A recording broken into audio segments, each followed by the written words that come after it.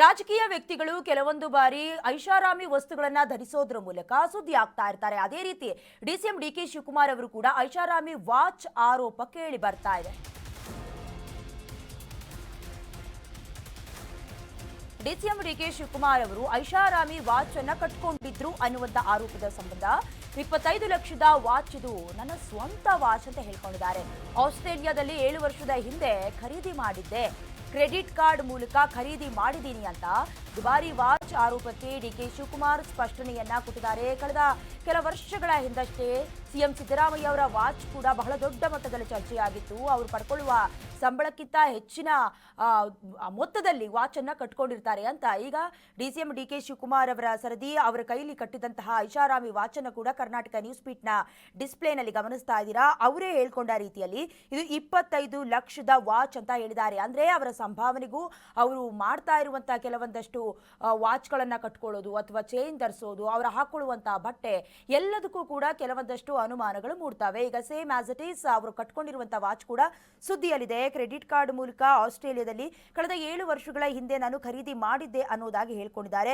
ದುಬಾರಿ ವಾಚ್ ಆರೋಪಕ್ಕೆ ಸ್ವತಃ ಡಿಸಿಎಂ ಡಿಕೆ ಶಿವಕುಮಾರ್ ಅವರೇ ಸ್ಪಷ್ಟನೆಯನ್ನ ಕೊಟ್ಟಿದ್ದಾರೆ. ಆದ್ರೆ ಈ ಎಲ್ಲಾ ವಿಚಾರಗಳಿಗೆ ಲೋಕಾಯುಕ್ತ ಏನು ತಲೆ ಹಾಕೋದಿಲ್ವಾ ಅನ್ನೋದು ಸಾರ್ವಜನಿಕ ವಲಯದಲ್ಲಿ ಕಾಡ್ತಾ ಇರುವಂತಹ ಕೆಲವೊಂದಷ್ಟು ಪ್ರಶ್ನೆಗಳು. ಅಂದ್ರೆ ಸಣ್ಣ ಪುಟ್ಟ ವಿಚಾರಗಳು ಕೂಡ ಐಷಾರಾಮಿ ಆಗಿದ್ರೆ ಅದು ಸುದ್ದಿ ಆಗ್ತವೆ ಅನ್ನೋದಕ್ಕೆ ಮತ್ತೊಂದು ಸಾಕ್ಷ್ಯ ಉದಾಹರಣೆಯಾಗಿ ಡಿಸಿಎಂ ಡಿಕೆ ಶಿವಕುಮಾರ್ ಅವರ ವಾಚ್ ಸೌಂಡ್ ಮಾಡ್ತಾ ಇದೆ. This watch is my own watch. I bought this in Australia about 7 years back. I have paid 24 lakhs in my official credit card. You can check my credit card itself. And I have declared it in my election affidavit that I have a watch worth so much. But they are targeting Siddharamaia's Because socialist. Him being a socialist. I don't know about it. He has every right to have a watch whatever he wants. But last question from His Mr. son may Satish. have given,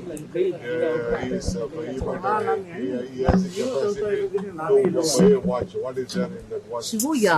So many people, the family members like, in our heritage, my father had about 7 watches. My father used to like watches. When he died, he has left me 7 watches. Who has to wear?